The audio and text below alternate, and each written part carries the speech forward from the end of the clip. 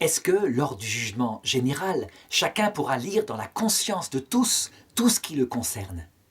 C'est une question qui souvent travaille les chrétiens, surtout lorsqu'ils sont allés se confesser. Parce qu'en allant se confesser et en recevant l'absolution de Dieu à travers le ministère du prêtre, eh bien ils se disent « mes péchés sont pardonnés, mais aussi mes péchés sont oubliés et jamais plus on ne verra ce qui est gênant, ce que j'ai fait sur terre ».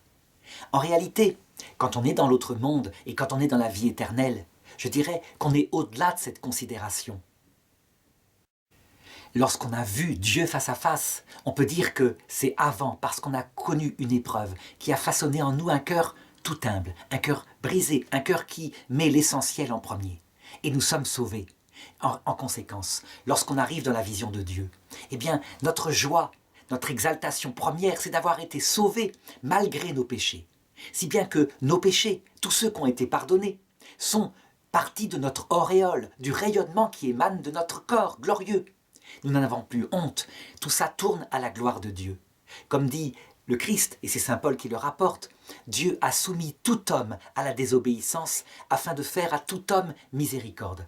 En conséquence, oui, lorsque nous verrons l'âme de quelqu'un, eh bien, nous verrons tout ce qu'elle a fait. Mais attention, évidemment, pas en détail sordide, il ne faut pas imaginer ça comme ça. C'est plutôt un rayonnement qui émanera d'elle, et dans la pudeur, qui manifestera, je dirais, quand elle a menti globalement, quand elle a été avec des pensées impures, bref, toutes les tâches pardonnées par le pardon de Dieu.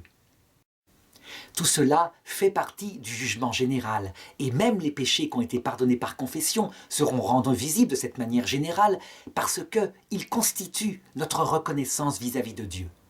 En ce qui concerne les damnés, de la même façon, nous verrons tout ce qu'ils ont fait, jusqu'à quel point ils se sont obstinés jusque face au Christ à l'heure de la mort, qui leur a proposé son pardon. Nous verrons en fait que actuellement, ils revendiquent leurs péchés, ils en font l'acte de leur vie, et donc que leur damnation, c'est leur choix propre.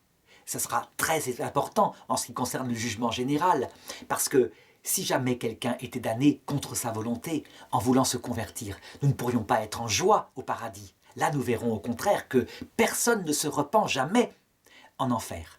Ils y sont parce qu'ils maintiennent la vérité de leur péché. Ils veulent ce péché-là.